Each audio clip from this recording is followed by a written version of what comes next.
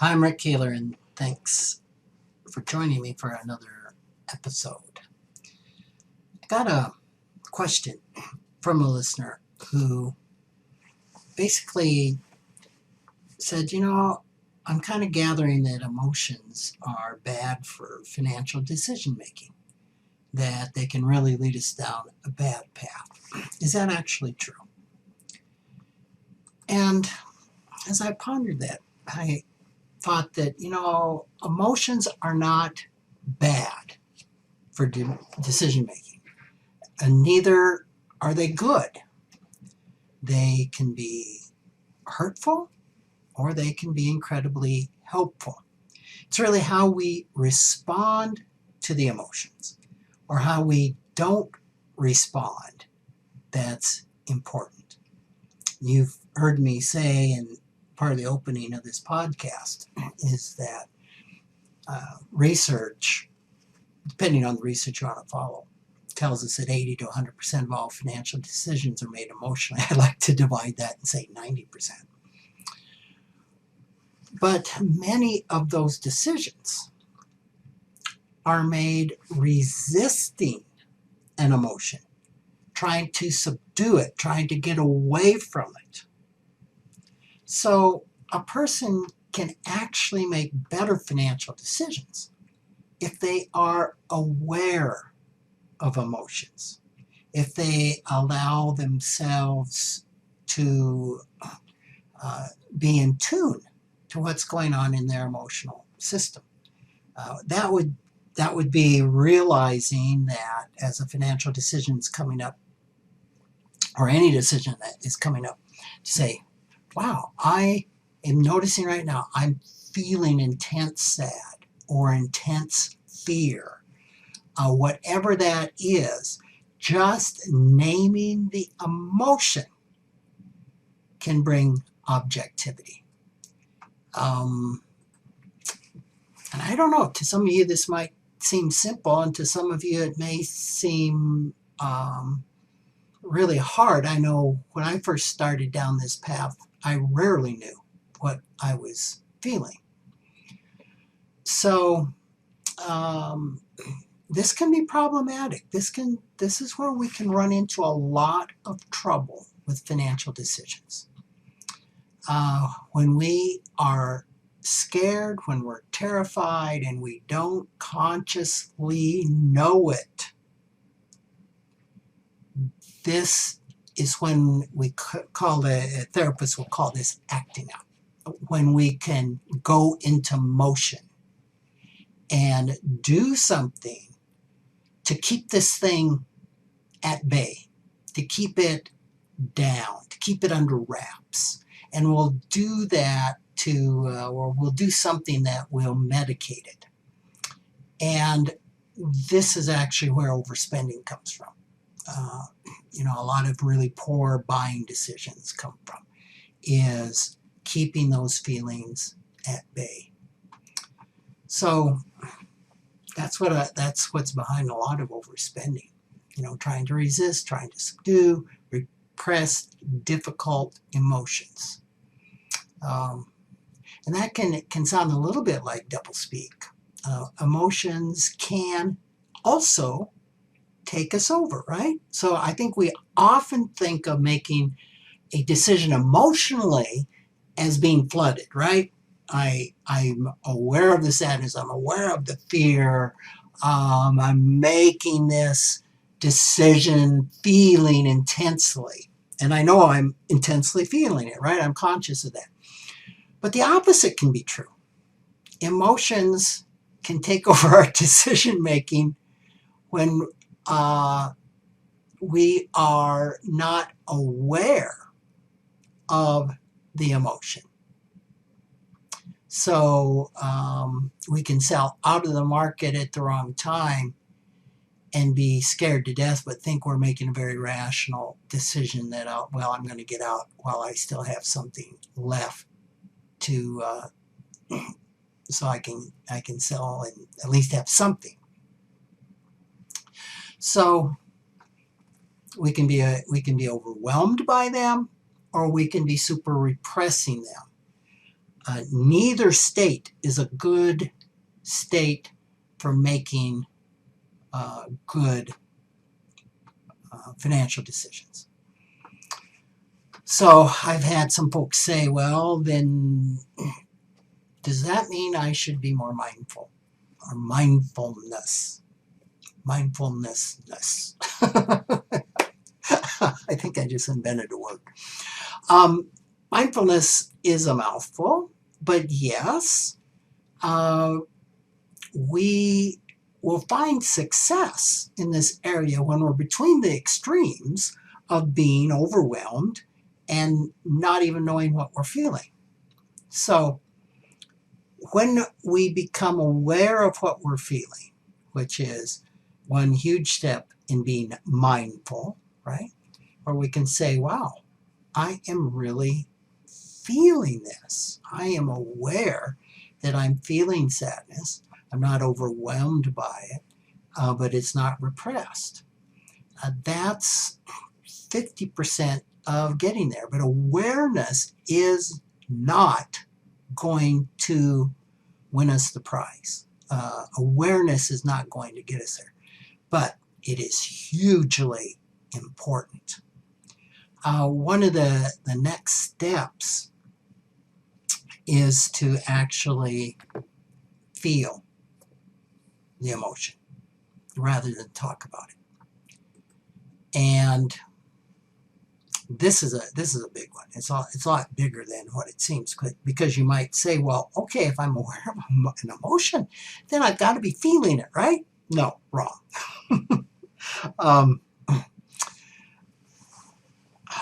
It was just I don't know, just a few years ago that it hit me in all of the group therapy I had done, that I had talked a lot about emotions, especially sadness, but that I had really rarely felt sadness.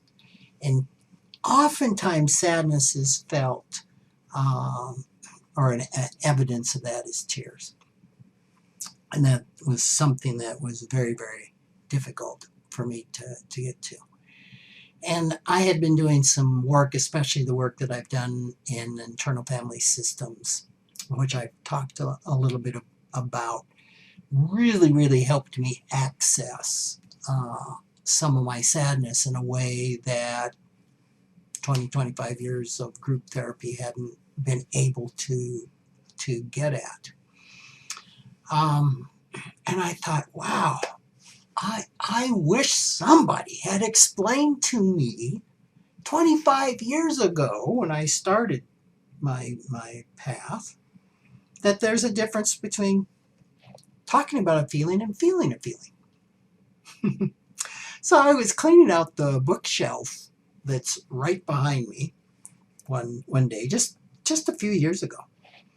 And I ran across it, like one of the first books that I had ever picked up, and I can't even tell you what that was. And I'm paging through it, and I see all sorts of highlighted things in there I had highlighted. And my eyes landed on one sentence, which was highlighted, that said, there's a huge difference between talking about a feeling and feeling a feeling. Wow. So somebody had explained it to me. I just hadn't heard it. So it's just important that we feel those emotions, which requires us to stop and stop the thought that's attached to the feeling and actually feel the feeling. Let me give you an example of how this plays out in me. Anxiety can be a difficult emotion for me to feel. And I've actually had people tell me that my unique genius is being able to go into action around something, that I can talk to somebody about something and I right then can pick up the phone, send an email, and get the job done. Well, that can be a great trait. But sometimes the reason that I go into action so quickly is because I am uncomfortable with the anxiety, that we're talking about something, I start getting anxious and I want to get it done. Get it done now. Why? Because there's a part of me that's feeling so much anxiety and fear that I want to, I would say you could say medicate that part, relieve that part, help it not be so triggered by solving the problem, by fixing whatever it is that needs to be fixed. So what's the downside of this? Well, the downside is that I can go into action way too quick. And I also can go into action on financial decisions too quick, or business decisions too quick. So this is something I really have to pay a lot of attention within myself, is, am I going into action because I'm feeling anxious and I'm uncomfortable with that and I want that anxiety to go away? Or am I going into action right now because this is a really good, balanced decision that's being made with calmness and clarity going on. There's no emotion that I'm trying to medicate. So, a lot of folks will think that, okay, so when I feel an emotion, or I'm aware of an emotion, that I really need to know where it's coming from. What incident? What's triggering the emotion? Because then I can make a good decision. And I would suggest to you that that's not really true at all. You do not need to know where an emotion is coming from. And here's where we can really get hung up, because I know early on in the days, I may be becoming more aware. I remember that I was, I'd leave like a 12-step meeting and feel a lot of anger, and there was nothing that happened at the meeting. No one, nothing happened at the meeting that I should be feeling anger about.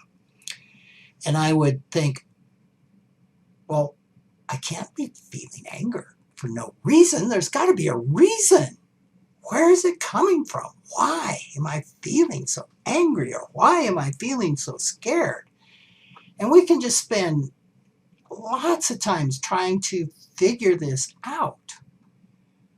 Like, we don't have permission to feel it unless there's a logical reason for feeling it. Now, that also is some of the way that my system works, right? In the Enneagram, I'm a type 1, and under pressure, type 1, type 3, type 5s go to competence in logic. You may really never experience this, but I really, really wanted to know why I was feeling the feeling. And it took me quite a while to understand that I don't need permission to feel a feeling. I don't need a reason to feel a feeling. If I'm feeling the feeling, it's real, right? It's not manufactured. It's really there. And that feeling doesn't need a reason to be. So I have found out that once I relaxed around figuring out if I could feel the feeling, more times than not, once I'm done feeling the feeling, which can feel pretty futile, fruitless, silly, crazy, like what's the point? Once that feeling has passed, and it's usually a difficult emotion, I'll get clarity from where it came from. And I can't tell you how often that happened when I started doing this work. That when I finally succumbed, if you want to say, to feeling the feeling, because I also think if we feel that we can figure out where it comes from, we can rationalize it and it'll go away, right? Oh, okay, that makes sense. Great. Goodbye. And that really doesn't work. Feeling a feeling, especially a difficult emotion, is not a pleasant experience typically. But as I did this work, I found that that feeling would transform, it would get lighter, and I typically would get clarity.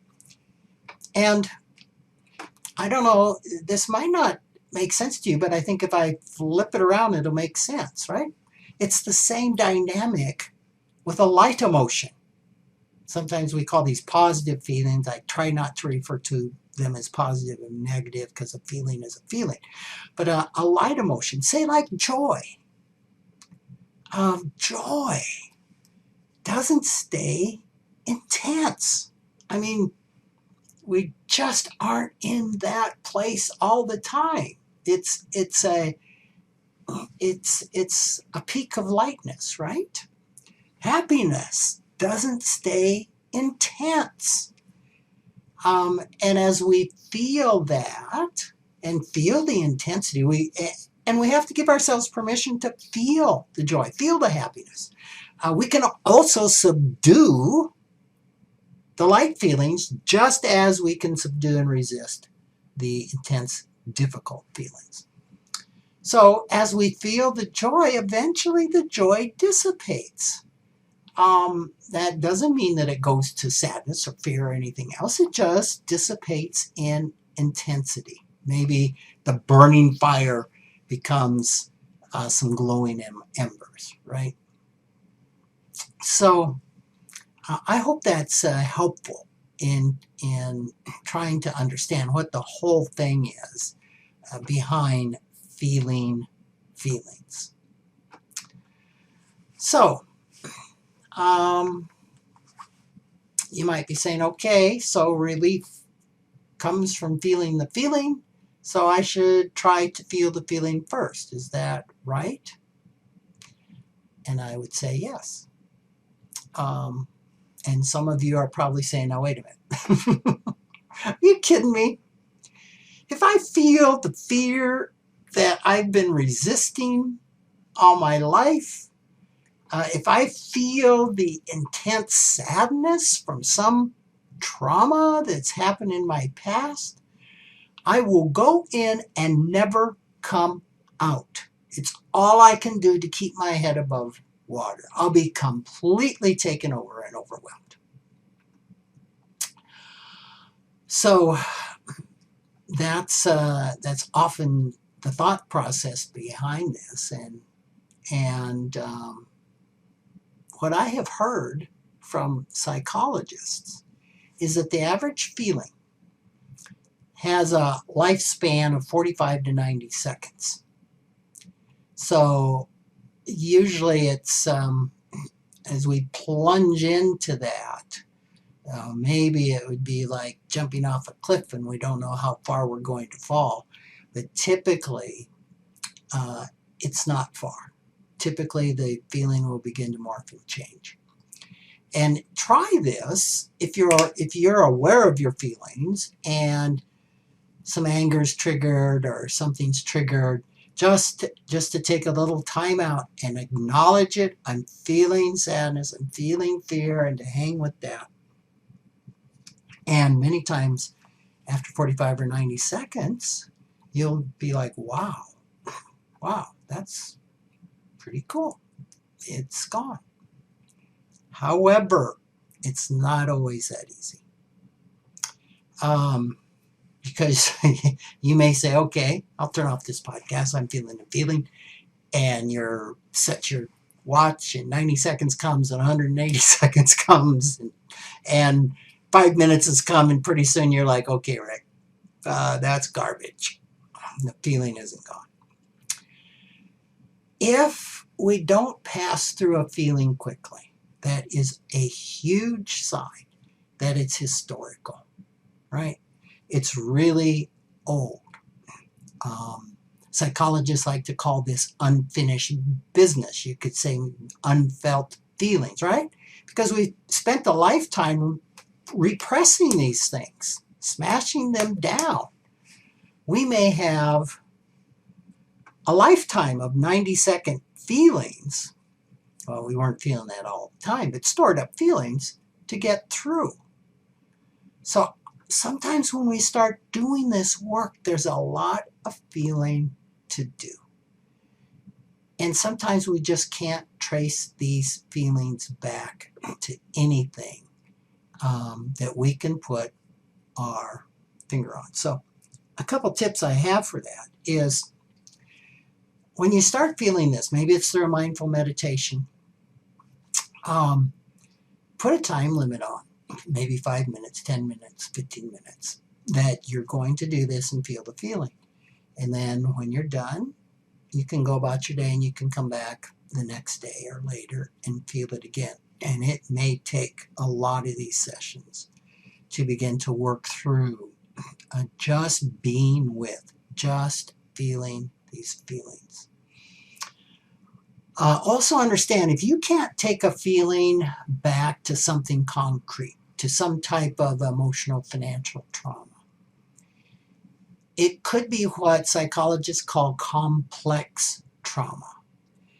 And this is like death by 1,000 cuts. It's something that happened over and over again. There was one no big thing. It's like maybe neglect or a sea of criticism or things like this that you can't put your finger on. It also could be something that happened in the very early months and years of your life when like you're pre-verbal and you just cannot put your finger on it. So don't think that you're crazy, right? Trauma is simply a wound, and you may or may not be able to put your finger on it. Obviously, it's easier if you can remember, right? Because you don't think you're crazy. When you can't remember, you can think something is wrong with you. Why am I reacting like this?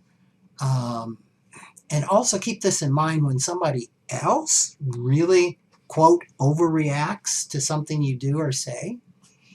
When you might go, what is wrong with them? You know, all I did was spill the milk, or whatever I said didn't deserve that type of reaction. It's usually a part of them that's really, really wounded, and it's usually pretty historical.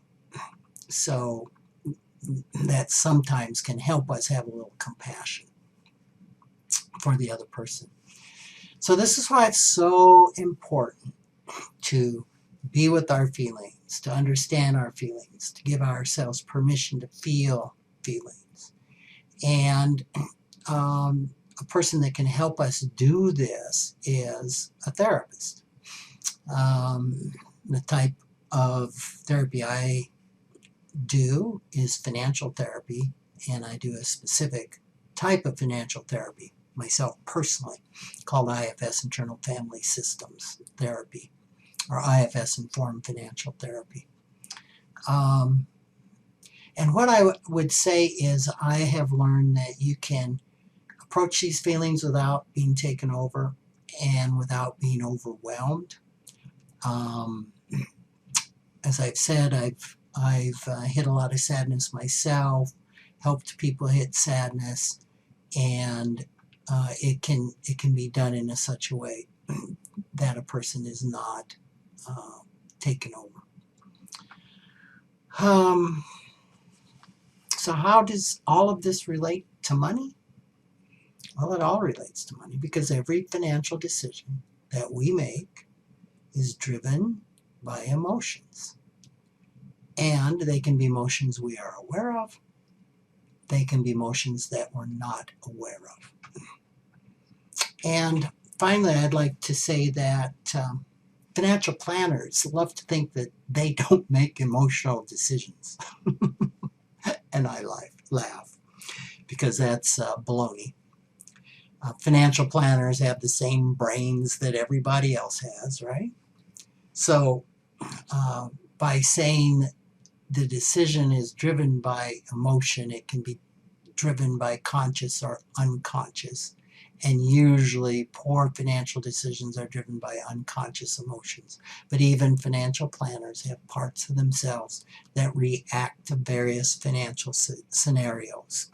And they are completely capable of making a poor financial decision, or having biases, parts of themselves that keep them from maybe even having a 401k themselves, or doing the very things that they instruct a client to do.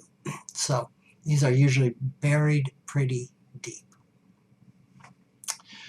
So that's what I wanted to talk about in this particular podcast. I think in another podcast I may get into 6 things that you can do on your own, because not everybody's ready to go to a financial therapist or a therapist. And so maybe in a future podcast we will talk about that. So thanks so much for joining me. Thank you for the emails that you're sending me with your experience with the podcast, and questions that you have. So you can always reach out to me at rick@rickkaler.com. Rick@rickkaler.com. Take care.